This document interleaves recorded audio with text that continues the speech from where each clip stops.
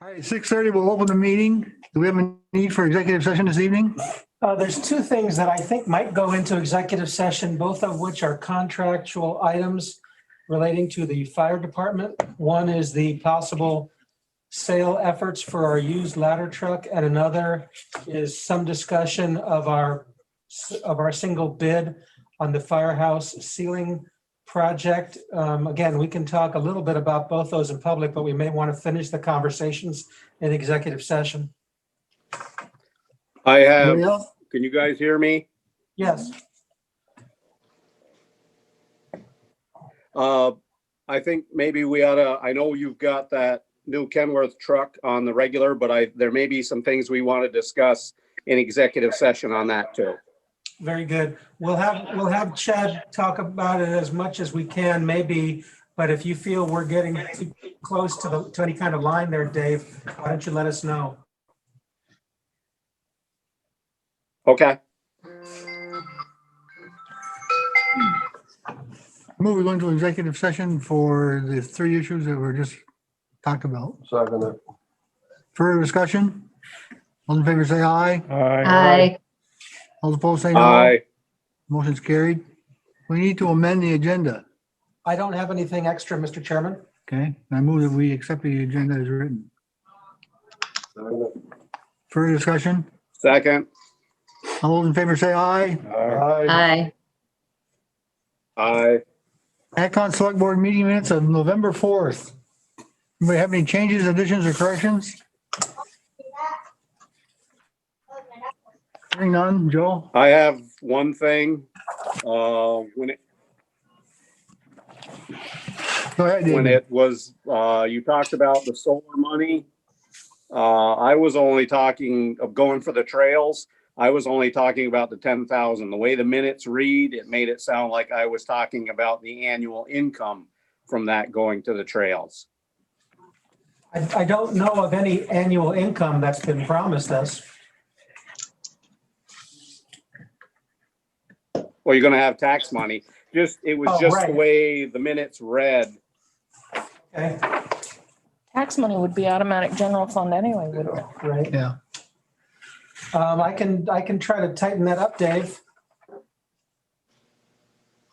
See if I can find it. Okay, I mean, I just wanted to clarify it because it sounded like all the income, tax revenue, whatever that we got from them would be going for the trails, and that was not my intent. It was just the initial $10,000. I just wondered if that was for the trails or what it was for.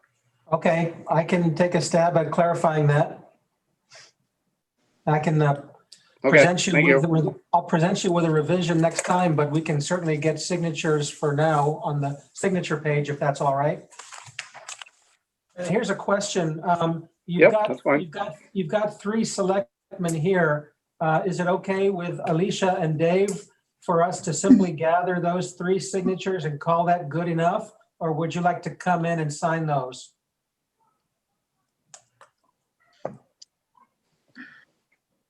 Yeah, I I don't mind. trust the three of them. Yeah, that's okay. Okay, Three covers it, all right, three does cover it. yeah.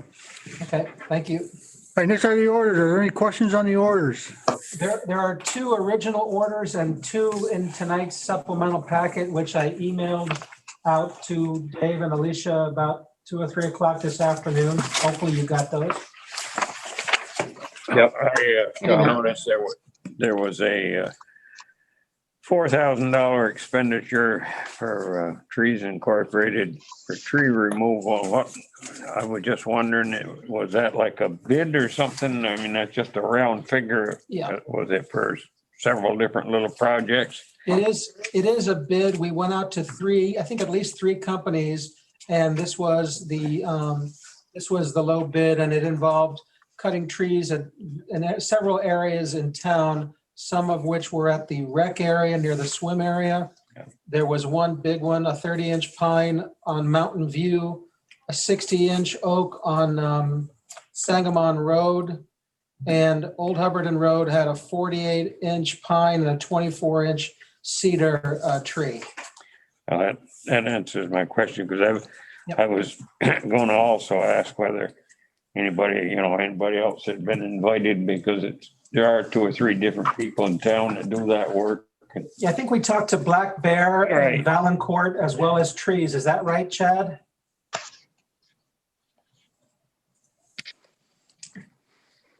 Is that right, Chad, you, Jer? That's not that important, but Okay. Can you hear me now? Yes.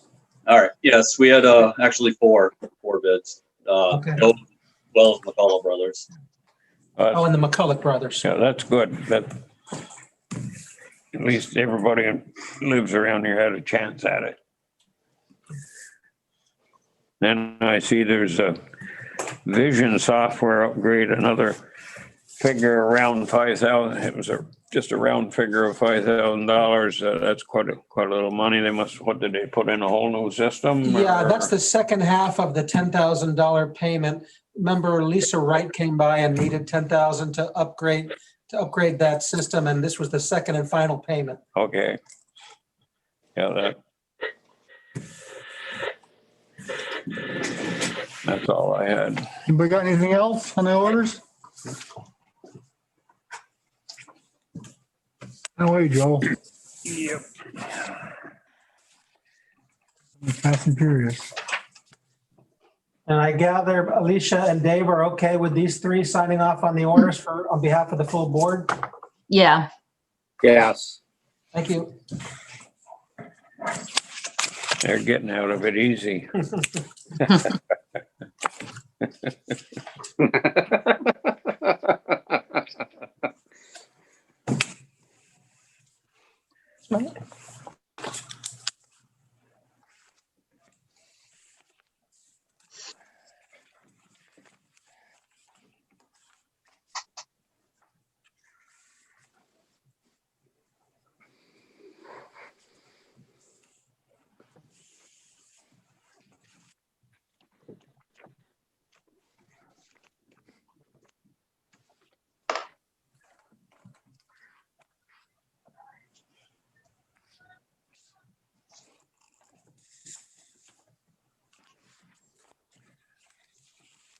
Payroll, Joe.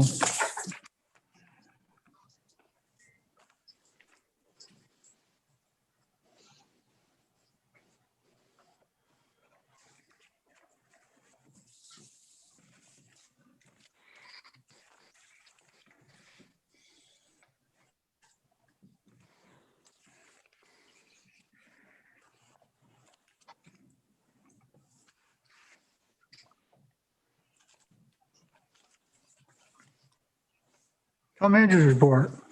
Yes, Mr. Chairman, just a few things tonight. First, work is complete on the Fire Hill Railroad crossing. We appreciate Omea and Florence Crush Stone and Vermont Rail kind of taking this up in the absence of V-Trans and just helping us get it done. I'm glad to say that the highway crew was very helpful as well with trucking and other, labor support. On Wednesday, November 11th, there was another successful, well-attended Veterans Day event at the town offices. So I would like to thank everybody who came out to attend and or participate. Great to see young kids participating with the music. Great to have some history. Glad to involve the new interim pastor at the Congregational Church. And great to see a turnout of about 60 or 70 people. So I think it's getting bigger and better every year. So thank you for all for that. The town has executed a lease to purchase agreement for the new ladder truck for the fire department. And the lease company tells us that we've passed their credit check. The town plans to put $400,000 from the fire department capital fund toward the purchase or lease purchase. And then there will be 10 annual payments of about $40,000, which will begin in December of 2021. And of course, any funds from the sale of the used ladder truck will also be deposited into that account. Our friends at Vermont League of Cities and Towns have generated an updated list of frequently asked questions regarding a town's options to hold town meeting virtually in the midst of a pandemic like we have now. This document can be found in your packets, and we still have least 4 more town meeting and budget preparation sessions at which we can talk about that and make plans for town meeting. The town offices will be closed on Thursday and Friday, November 26th and 27th, in observance of and celebration of Thanksgiving. As you know, packets usually go out Thursday or Friday before the next Monday meeting. So with your permission, since we'll be out that Thursday and Friday, I will deliver packets Monday, November 30th, prior to the Wednesday, December 2nd Select Board meeting. Finally, as to holidays, Kelly Connaughton and other members of the Rec Committee, who has done a great job in the absence of a Rec Director, have come up with a new event that hopefully will spread some holiday spirit. And it's a holiday lights decoration contest with prizes supplied by Brandon Blue Seal Stores, Keith's Country Stores, and Kamuta's Market. And if you want to learn more, you can look at the town's Facebook page, I think, through which Kelly Connaughton has published the details. The event, I think, will be an evaluation and voting on those lights from Tuesday, December 8th through the 18th of December, and then prizes will be awarded after that. So take a look and participate, and maybe you'll have something fun to do around the holidays, even if your friends and neighbors can't stop by and visit. That's it for me, Mr. Chairman. Any questions or comments for John? And John, can I get you on the 30th to bring me a packet so I can get a printout of that budget stuff so I can have it? Absolutely. Yep. Thank you. Yep. Select Board member remarks. Any takers? I've got one thing. Rutland Regional Planning Commission meeting was last night. I attended it. All 3 of the solar projects in Pittsford were brought up. The one on Plains Road, I told them that, we were in negotiations with them. We had a verbal agreement. Everything seemed to be going well with them. I also informed them, the other 2, the town, while we do have the 45-day notice, nobody has come to us ahead of time to say anything about these projects, which is kind of the norm. So they are going to send letters to both of those companies just saying, you really should talk to the town before you move along as far as you have. So that's that. I will point out, Dave, that I had spoken recently with the Casella developers, and they've already accepted the town's invitation to come speak to the Select Board on December 2nd, our next meeting. And I think they've already been in touch with Mark Winslow about talking to the Planning Commission as well. I have not heard from Encore Renewables, despite leaving a message with them probably a week or 10 days ago. Okay. I have something to say this evening. This will be the last night that I will serve as chairman of the select board.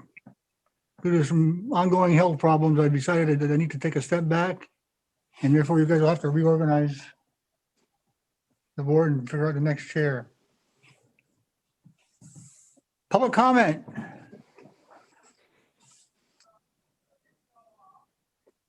I'd like to say Old business. something. Who? Stephanie. Stephanie, go ahead. Thank you. I just wanted to thank the select board and the town of Pittsford for their support in the election. I'm looking forward to serving as serving with Butch as your representatives in the legislature. So, and please feel free to reach out to me if there's anything that I can do to help you, or if you have any concerns. I am currently sitting on the House Commerce and Economic Development Committee, which has been pivotal in dispersing a lot of the COVID-19 relief funds for, especially for businesses and small businesses and hazard pay. So if I will be on that committee again next session, I'm not sure yet. I would like to be. So I certainly feel like I have some expertise in that area and would as always, would love to help any businesses or people in the town of Pittsford. So thank you again, and feel free to reach out to me. I know that you all have my contact information, and if not, I'll be glad to send it out to all of you again. Thank you so much. Thank you. Any other public comment? Old business, discussion of the highway department truck order. Chad, Can I just have a brief introduction, Mr. Chairman, and we can get to Chad. As you know, the town agreed to purchase a cab and chassis, which has been created for us. It's now ready to be fitted with a body at the low bidder. However, Chad has had conversations with the low bidder about the low bidder's concerns about how well the body can be placed onto the cab and chassis. And now Chad can kind of give us the more detailed version, right, Chad? Yes. Actually, I just want to start the comment of, I think I misunderstood Viking's concern with the, or his comment about the warranty. All their product, plow frame, body, everything they're going to install will be warranted. He just wanted to make sure that if potential problem with the frame coming off the truck, with the truck frame breaking, they were not responsible for. Which, like I said, any really body company, I mean, they cover their parts. If that's a truck problem, then I just wanted to clarify that. I misunderstood when he first mentioned that warranty part. Other than that, like John said, his concern with that truck is frame rail extensions were not added on, and that was due to the fact that I had ordered the truck with a sloped hood, which caused the radiator to need to be lowered, so there's no room for the frame extensions. They can, and they've done other towns trucks with that style. Just add plates and stuff. So, and then with that also style there, the original bid from Viking was going to be a front mounted PTO pump. But again, with the radiator being lowered, you lose access to that. So that means we just go with a transmission mounted pump, which we have on our other trucks already anyways. Really, so I mean, they're, like I said, they still can do the work. Like I said, his main concern is just with the truck, ways mounted, but and then there's additional $2,000 just because of the different pump and the additional bracing to make the frame attached to the truck. So, which still puts them, I think it was still like $2,000 less than the next bidder. Can I ask a question? Chad, we're going to get a bid, we're going to get a warranty from Viking. Do we also already have a warranty from the truck cab and chassis manufacturer for their part of the truck? I tried to contact the salesman from Kenworth today. I did get a hold of him. He said I texted him to ask for the warranty on the truck. He said he'd give me a call, and I didn't hear from him today. So I mean, there's a warranty on the truck as far as what, I don't know what the warranty part on the frame would entail yet. I mean, hopefully I will reach out to him again tomorrow and get that information as soon as I can. Looks like Dave wants to speak. Dave, go ahead. I talked to Mike Murray from, it's Viking we're getting the body from, correct? I think. But anyway, I talked to him today. He told me his concerns, and I think some of this needs to be probably discussed in executive session, but I think one or two of us ought to go up. He has offered to meet with a couple of us to look at this truck. What he explained to me, before I'm going to agree to this being done, I want to look at this because there's some issues here that I think a couple of us need to look at and go over with him so we know what's going on. And I think I need to discuss that more in executive session because there may be some negotiations here that'll have to take place.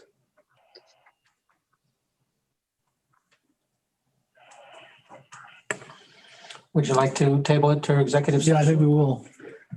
So Chad, I'm going to call you after this meeting in regular session is over to give you a phone call number to call in for our executive session.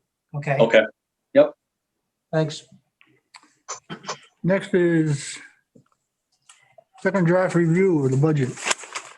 Yes, Mr. Chairman, just a brief update on the budget. This second draft of the budget differs very little from the initial draft that was presented at the last meeting.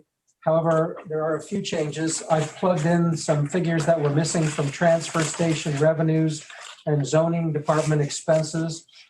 I've also added some plant and equipment expenses and a missing line item under Pittsford First Response. Finally, I've tweaked the water and sewer budgets to reflect anticipated rate adjustments that'll be taking place for the new fiscal year. As of now, assuming level funding, no increase in taxable revenues, the general fund features a deficit of $14,000 and change. The highway fund features a deficit of about a little under $10,000. So both of those are pretty modest in the grand scheme of things, and I'm confident we can reach balance by the January date where we have to adopt these budgets. But of course, we need input from all the selectmen and anybody else from the public about how they'd like to see changes made to the current drafts. I'm told that we're doing pretty well with tax collections. Helen reports that as of today, we're at about 97%, which is basically in the normal range for this time of year. The fiscal year 2020 audit has revealed that the general fund had a $49,000 surplus, which increased the overall general fund balance to about $161,000 as of June 30th of 2020.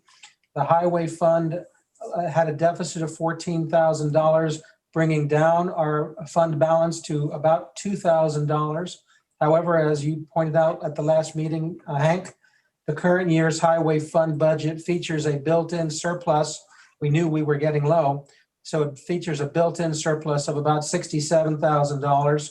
Plus the town, as I mentioned last time, has received an unexpected additional highway aid payment of $33,900.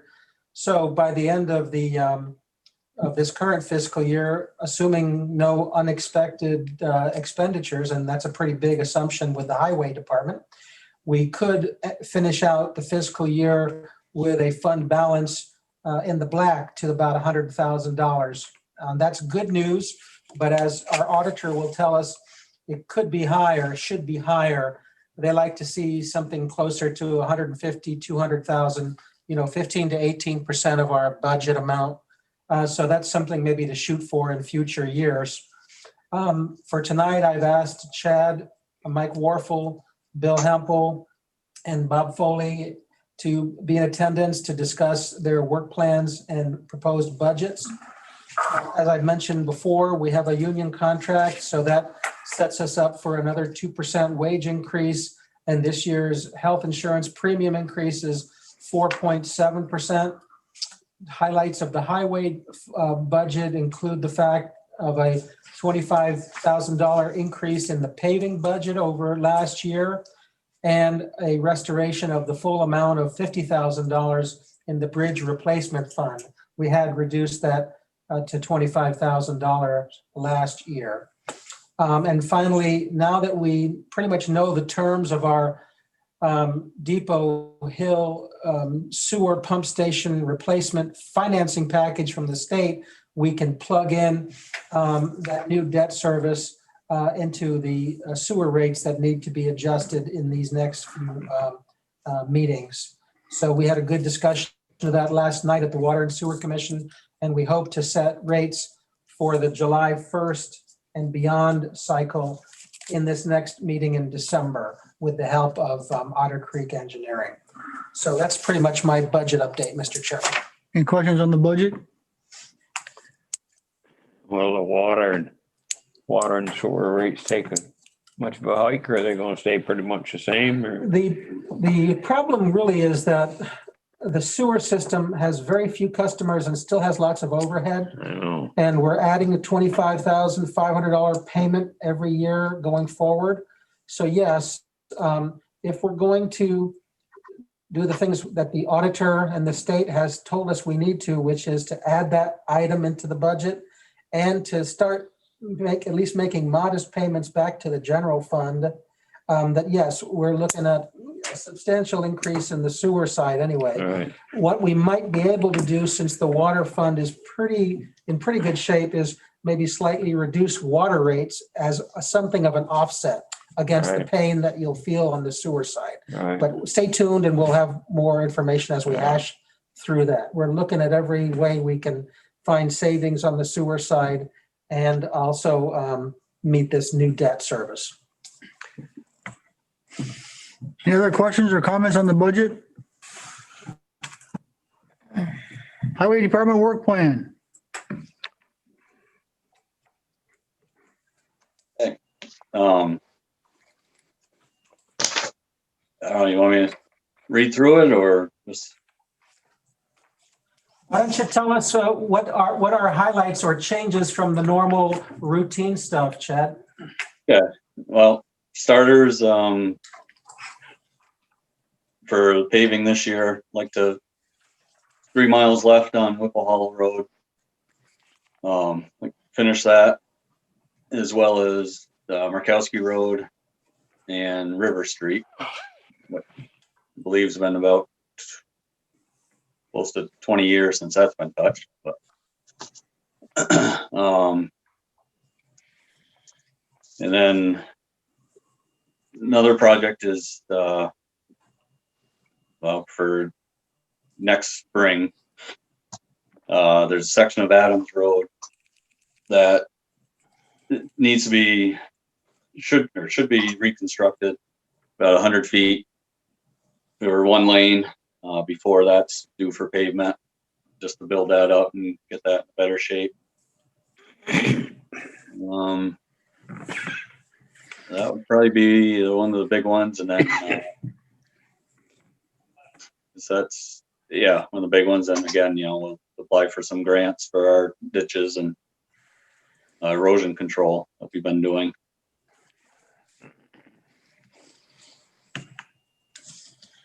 Of course, we do have that Fire Hill Bridge, which we have been funded for, but which we had to kick down the road due to some problems with supplies on the precast items. So we'll definitely line that up for the summertime. Yep. Good. Go ahead. Sorry. Tell us about your capital expenses. I see you've got several things coming up for replacement. I've changed things around a little bit this year. Just some different thoughts. One route, plow route that we have, where one of the tandems does, would be the one Greg does, Oxbow area, Parker Road and stuff. We kind of discussed it and the hills on that route and stuff. And we're thinking if we added another 2.5 ton truck, like either another 550 or like the Chevy, replace that, and then Let's see. Then I got another, then a couple years, 2 years after, upgrade our Western Star single axle to another tandem, to give us 2 tandems, 2 smaller trucks for our plow routes. And that's kind of a looking in the future kind of thing. Our ditch mower is due for replacement. Unfortunately, the model we currently use, they don't make that anymore. They've upgraded it to, it's a hydraulic model. It's a heavier one. So that's gonna actually require a different tractor as well. The one that we're running now with our ditch mower is going to be too small, too light, and less horsepower and what's needed for the other mower. Okay. It's 7. And that 80,000 I have for that's a little high. I got an estimate from John Deere, and it's actually well, I guess actually it's pretty close. About 75,000. And let's see, for this year also, I have a towable man lift down. Ideally, actually, it'd be nice to find a small used bucket truck. Just something that we could go around and limbing and, maybe not remove all bigger trees, but at least the majority of them. Save some money that way. And one last thing this year is a jetter, which I'll probably hear more about with water and sewer department. I was splitting that, so something they could use more for their sewer lines, and we would be able to use it for washing our bridges, especially like Truck Route Bridge, and cleaning out culverts that we had issues with plugging. Work for that. We discussed the jetter last night at the Water and Sewer Commission, and so we're going to find out a little bit about how much we're spending every year on hiring A1 to do that, so we can get a better idea of maybe how long it would take for that to pay for itself with savings. So Yeah. Stay tuned. Yeah, something we'll think about. And there's just one other thing I'll mention, then I'll stop talking. Next year, I have the grader down. Yeah, and it's 1983. It was due, I don't know, several years ago for replacement. And that one I like running it. It's still good. To replace that's $400,000. But I'd certainly be willing to send it to Cat again, have them go through it. There's a few minor issues, pistons that are leaking and whatever. They get it back up, go through it again. Because I believe that's been, I don't know exactly how long, but I'd say at least 8-10 years when they did that before, went through everything. So that's certainly something a lot less money than replacing it, and you continue using it. So, but, yeah. That's about it. Any questions? The roadside mowing tractors, you've got 2 of them. Does it make any sense to have one that would do the whole project, or? Well,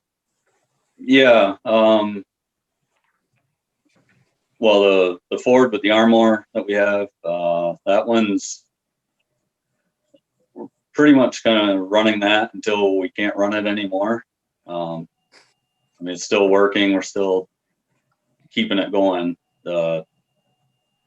air conditioning's gone. That's the one the mice have kind of made a home out of, and done our best to get them out. So this actually the one we'd need to go with the new mower would be about the same size, and I think like the well, for that arm mower, that's once that one's gone, we probably look into renting an arm mower each year for what we need. So You don't get a lot of hours on them mowers in a year's time, but they gotta be in fairly good shape. But I was just wondering whether, instead of having two tractors, at some point we could switch around and have one tractor that would do the whole job, if that's possible. It might make sense. Maybe it won't. yeah, it's kind of this the ditch mower, like I said, it's hydraulic base versus a PTO, or the current one we have just kind of goes up and down. And it's the new style or models, they actually extend out. So we should be able to get a little bit more.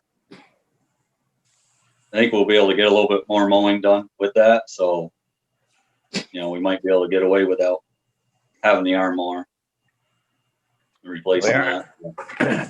The arm mower is a good machine. It gives you a lot more capacity, but whether you need both the arm mower and the rear mower, and is it possible to do it with one tractor? That's the question that I guess I'm asking. I'm not sure how. I would think, I would think so. I mean, to be able to set up. Might take a little research to find out what would be available, but.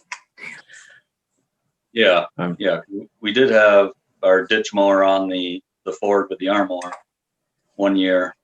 We just took the pan off of the arm mower and used had the ditch mower on the 3-point hitch. So I mean, it is possible.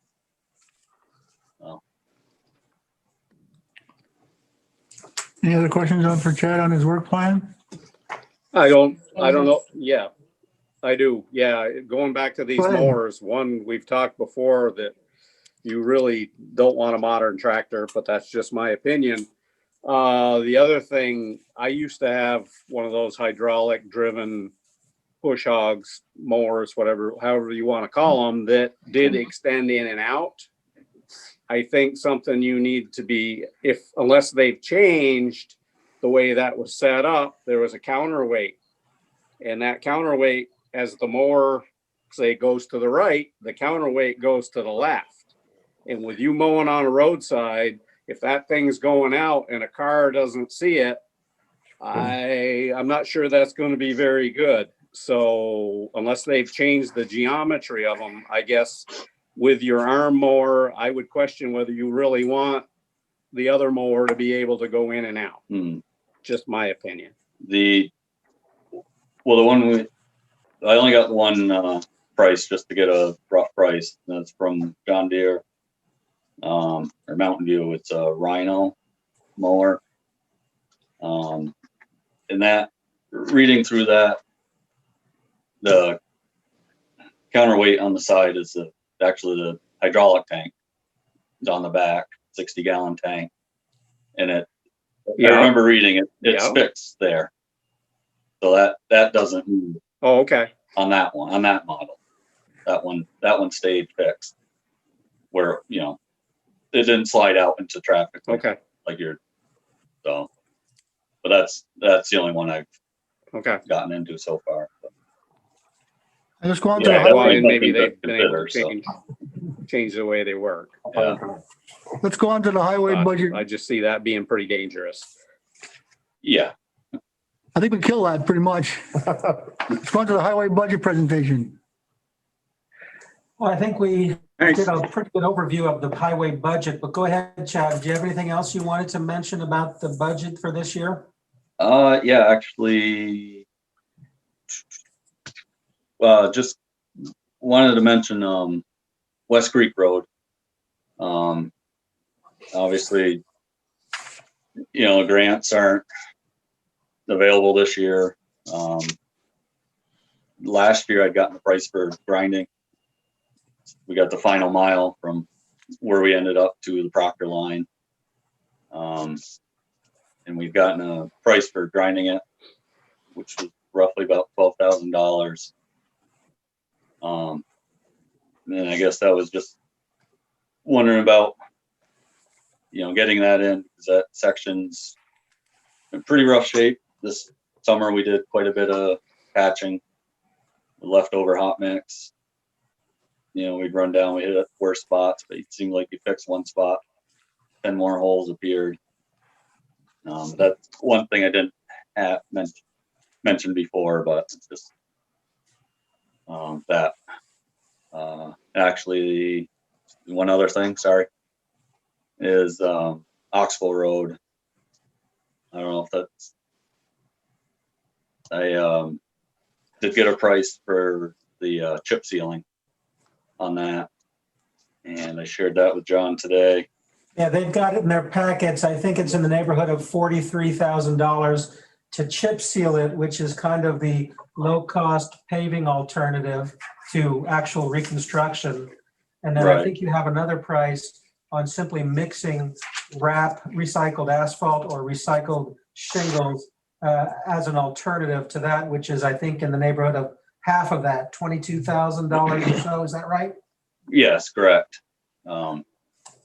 Which would solve the dust problem for, maybe a year or two. I like, once chip seal though, once you get that, then it's, like I said, it's pretty much a paved road and we're done grading. And So Chad, that's where they mix the old fashioned way of tarring the road, right? Yeah. Yeah. That's what we ought to do up there. Chip seal is, yes. Yeah. Can I make a comment? Go ahead, Terry. Yeah, I've done very little research. After you sent me that memo from the Planning Commission, I looked at a couple studies done by, I think one was in Kentucky, one Minnesota, one New Hampshire, and one actually at UVM about traffic volume and when it makes sense to pave and when it doesn't. And the consensus on all these studies was that anything over 200 vehicles a day, it's more cost effective to have pavement than dirt. I don't know, but I haven't looked into chip sealing, but if that sounds like a very good possibility. But the traffic study that the Planning Commission did for 6 days was over 400 vehicles a day. So that's well over the threshold of what it takes. So I just wanted to make sure you guys were aware of all that. Thanks, John, for setting the traffic count up with the Planning Commission. I appreciate it. Sure. Meanwhile, yes, I have shared that with the board. And that led to a further discussion with Chad about the benefit of these traffic counts. And so we have just today asked the Regional Planning Commission to deploy that traffic counter on both the south end of West Creek Road, so we know what kind of volume of traffic we're dealing with, and also Sugar Hollow Road. Believe me, I'm in no hurry to pave my own road. I like it as a dirt road, but that's certainly taking a lot more traffic than we remember in the olden days. Oh, yeah. So we'll gather the data and share it, and it'll maybe help us in the future decide what other priorities might be for road work. I was surprised at the 400 number, to be honest with you, especially this time of year. If it and it makes me think that during the summer months that number is going to go a lot higher.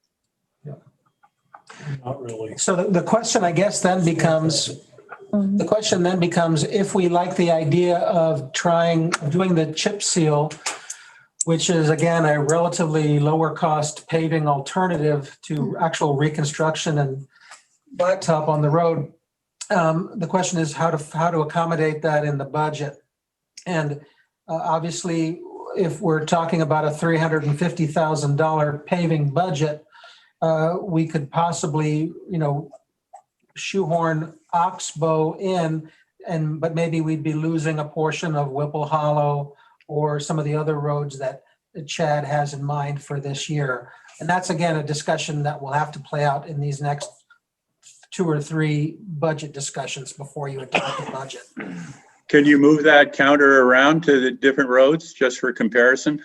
Well, that's exactly what we're going to do. Like I mentioned, Okay. we've asked the Regional Planning Commission to check on, for example, Sugar Hollow and West Creek Road, both of which are roads that are pretty primitive. One's a dirt road and one's a bad asphalt road, which we're thinking of just grinding the top on.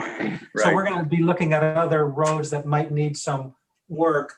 I don't know, Chad, if you think a traffic counter on Whipple Hollow is necessary. Obviously, we all know that's a well-trafficked area which needs to be resurfaced, correct?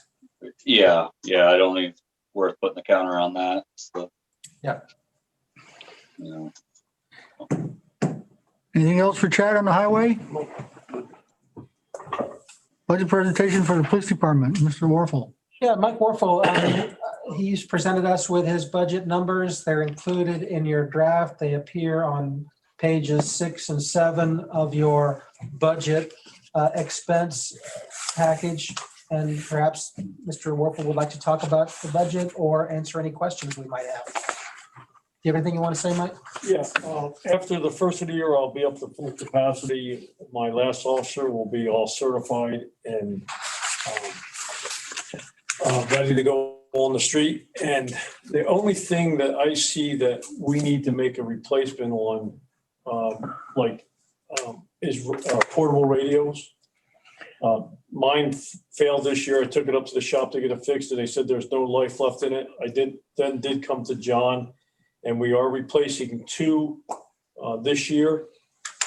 And I'd like to be able to replace 2 every year until they're replaced and they go into like a 3-year thing, because the portables don't last forever. And that's what I'm trying to do. And the only other thing that probably next year this time, we'll be looking to replace the Dodge Durango, the 2017 Dodge Durango police car.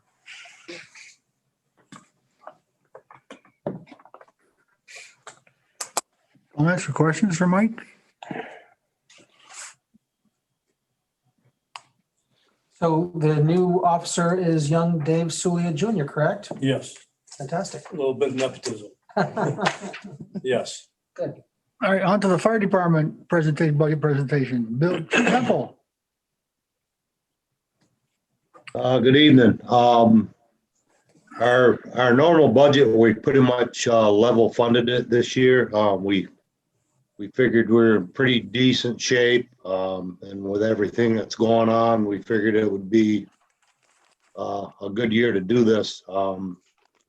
There's a couple things we did increase. We went up $200 on our liability insurance, just because that seems to go up every year. And we did add a $1,500 in there for ladder certification that we took out last year because it had been certified in 2019. Other than that, everything's the same as it was last year's budget. As far as things to do, we've already took care of the ladder truck. That was one of our big purchases that we were going to do. We continue to try to buy 5 sets of protective gear every year due to the fact that after 10 years, it should be replaced because of safety of the heat and the chemicals and stuff that gets to the fabric on the gear. Also, last year we replaced another 5 air packs. We don't plan on replacing any this year. Next year we're due to do another 5. So Other than that, we're in pretty good shape. We're looking into maybe replacing some holes in a couple of years, but other than that, we're pretty much going to continue to do what we're doing. We did have the ceiling was put into our future plans, which we're working on right now with the selectmen. So I guess I don't have anything else. Tom, you got anything? Tom Shannon?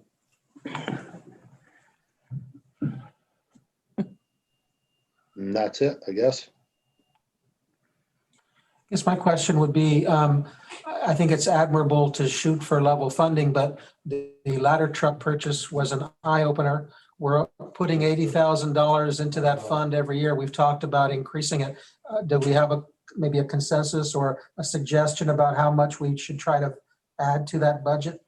Well, me and Tommy talked, we were thinking of maybe next year we would do an increase of maybe $20,000.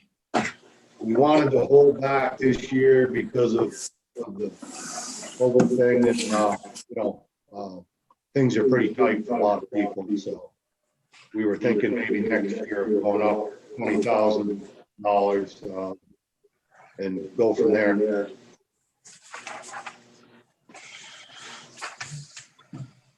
Anything else for the fire department? Nope. I just had one question. Bill, you were talking about ladder certification. Is that handheld ladders? Because you're getting the new ladder truck. Right. That was before we purchased a new ladder truck. So that technically could be taken out of there, if you Okay, so the ladder certification was for the ladder truck. For the old one, yes, yeah. The new one, when we get it, will be all certified. Okay. Yeah. But Dave, we're also looking Okay. into, All right.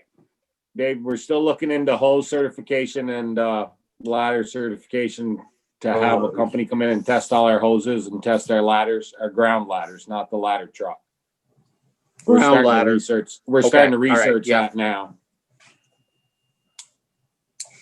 Okay. All right. First response budget presentation, Mr. Foley.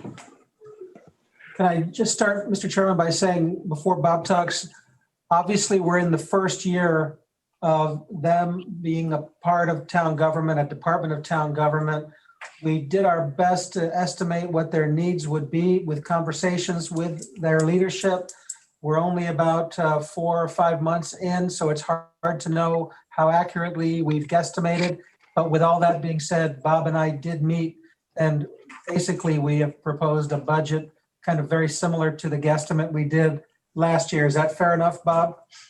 Yep, that's fine. My only other thing is what we talked about with the building rehabilitation and what was the other? The monitor there I spoke to you about. I gave you the brochure. Yep. So we have a building fund set up in the first response budget. So every year they're putting money into future rehab of the building. Same is true of the continued funding we do for the 2 vehicles they've got. So that's already at a pretty healthy amount. I think we're talking the high 20s of thousands of dollars are in that account now, Bob? For the vehicle replacement, Yeah. yes. No, Yeah, okay. yeah.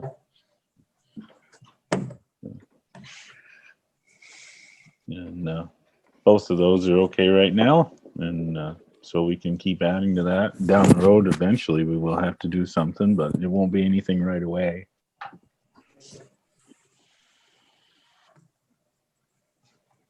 Any questions?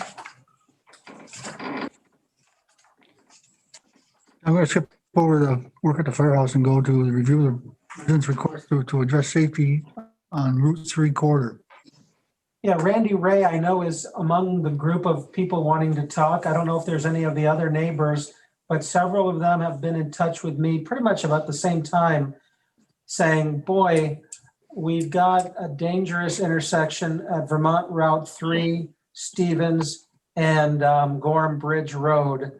Some will point out that last year with the efforts of other residents on that road, we were able to reduce speed limits on the north and south end of Vermont Route 3 in town, but it doesn't help them at this intersection where the speed limit is still 50 miles an hour. I've tried to explain that it's a state road, but there is a voice the town can have if the select board wants to get behind a request that the state study ways to improve that intersection. But this would be a good time for anybody on Route 3 to give us their concerns themselves. Mr. Haverstock, I'd like to speak, please.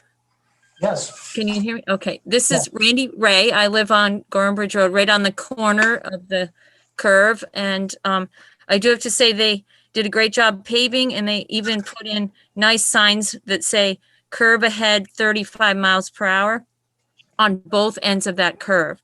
So, you know, that's a great thing. But what we've noticed, my neighbors here tonight, I think I have Kristen Carpenter, and I also have Melissa and Tyler Carnine with us. We've noticed that the accidents that happen are actually local people that drive through here all the time, and they might be so comfortable that they're not realizing that they have to have a lower speed. And so our request as neighbors is to possibly get something else there besides just a sign. People aren't realizing that. And I think the traffic's getting more on the Stevens Road stop. And I know you said earlier in this meeting that there's maybe a traffic count.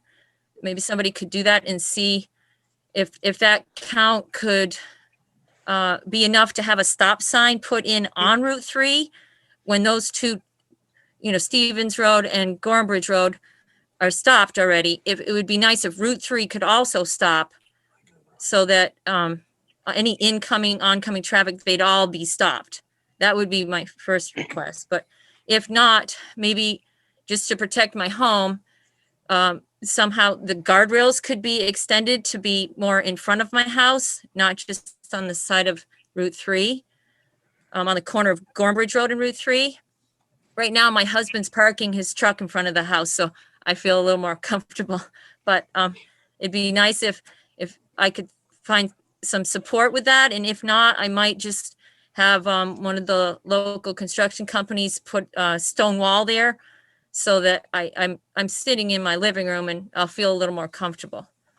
But thank you for listening to me. I appreciate it. Randy, could I add on to what you said, please? Oh, yes, go ahead. So Chris Richard here, and thanks very much, Mr. Haverstock, for organizing this and raising my concerns as well. I live on Deerfield Acres, which is on the stretch of Route 3 heading south along toward Gorham Bridge Road and Stevens Road intersection. My wife and I are fortunate enough to have a nice 1-year-old daughter right now. And, you know, we take Stevens Road all the time to go to and from Rutland and other places, as do many others. What I've noticed since we've moved to town about 3 years ago is, again, thank you very much for successfully changing the speed limits on the north and the south ends of that corridor. But now what we've got is, you know, we've gone from a 35 coming out of Pittsford. We get up to a 50, we go down to a 40, we go back up to a 50. It's all over the place. It's really hard to follow. And it, you know, what it ends up doing is it really just encourages people to accelerate when they don't need to be, and there's engine brakes. And to me, I look at this stretch as, you know, relatively residential and relative to other areas kind of settled. It's not a 25 mile an hour per se, like Proctor, let's say, or like on Route 7 going through Pittsford. But I think it would be nice to acknowledge, I guess, the amount of residential homes in this area, and just have a consistent speed limit throughout, whether it's 35 or 40, but take out the 50. It's too fast. I'd like to add to the conversation as well. I'm Kristen Carpenter. I live on Stevens Road, and my house is directly across from Randy's. And I would echo the comment of the need to add maybe an additional point of visibility to the area, such as a stop sign to just draw our attention to that point in the road where the bend occurs, because there seems to be some pattern to that particular point. And I agree that the variation in speed limit coming out of Proctor, going in through Pittsford, and then heading deeper into Pittsford, that the inconsistency in what people's rate of speed should be is probably something to address. People get a little comfortable maybe coasting on a certain level and find themselves above their head when they take the turn in the road. I also wonder if there isn't an increase in traffic coming through the area in general, and that's just an anecdotal observation from just sort of a wonderment about that, as well as larger vehicles coming through, if maybe some of the construction on 7 hasn't directed traffic to this area a little bit more than has been in the past, or if there's something to that. I think it's probably likely that there's an increase in traffic volume because of the Route 7 project as something of a bypass. And I think it's also likely that with new blacktop, people are going faster. Butch Shaw and I, as you know, or some of you may know, did a lot of work with VTrans to get the speed limit transitions moved inward from the extent of the north and south end of town. And we know that it's a difficult process to get VTrans to change their roads and their signage and speed limits, but it never hurts to ask them to look into a matter. And if the select board asks me to do so, I'll be happy to forward all your comments to VTrans, who will do their own traffic study, their own traffic count and speed limit study, and come back with what their thoughts are. And it doesn't mean that's the end of the story. If we don't have satisfaction there, there's a process to have an audience with the state's traffic committee and appeal to them beyond that. So there is a process in place to try to get the state to take action. I hope that you're ready for maybe a little bit of a lift, because it takes time and persuasion. Am I right on that, Butch? Yeah, John, you hit the nail on the head. It's a long, arduous process. It could take 2 to 3 years to get any movement out of the Traffic Safety Committee. Once they do all the studies and they take a look at your concerns on that corner there at Stevens Road. More than happy to represent the town and you before the Traffic Committee, and if and when the select board authorizes it and the process works its way through, and it will likely end up before the state traffic committee in Berlin, up in Berlin. That's when you as residents will be very important in that process, to appear before the traffic committee and speak to them about your concerns. So, I would encourage the select board personally to take an interest and start the process and start investigating your concerns. But it's a very, just to warn you, and John Haverstock was right, it's a very long process to make changes on state highways, but it's worth it. I mean, I think since I've been a state rep, I've been in the traffic committee now 6 times for various towns, and twice successful. They were both last year, I think. John, is that right? Yeah. Yeah. So, yes. So it was a new committee, and it was encouraging when we were there. So, sure. I mean, happy to do whatever we can. Well, I'd be willing to make a motion to have the town manager, authorize the town manager to write a letter to the state of Vermont Traffic Committee, whatever it is, to initiate a study to reduce the speed limit on Route 3. Start the process. I'll second it. Have a motion and a second. Any further discussion? It might make sense. One thing I would like to say. Wait a minute. Joe's talking. It might make sense. There's about 6 different changes of speed between Proctor and Route 7. And if that could be, let's say 45, the whole damn length of it, I think it would save a lot of confusion and people might respect it and obey it better. But you're going from 25 to 50 to probably down to 30 to 35, maybe 45, and then back up to 50. And I mean, it's jumping up and down every time you look on the side of the road. That's ridiculous. It's only what, a couple, 3 miles, 2.5 miles, the whole length of that. I think that was the motion. It seems like about a 45 mile or 40 mile an hour speed zone would be adequate. I'm up and down that road with a tractor trailer because we have a sawmill up on the hill above you folks. And my biggest problem with that road is I get down to the end of Stevens Road and I look towards Proctor and I can't see very far. There's brush.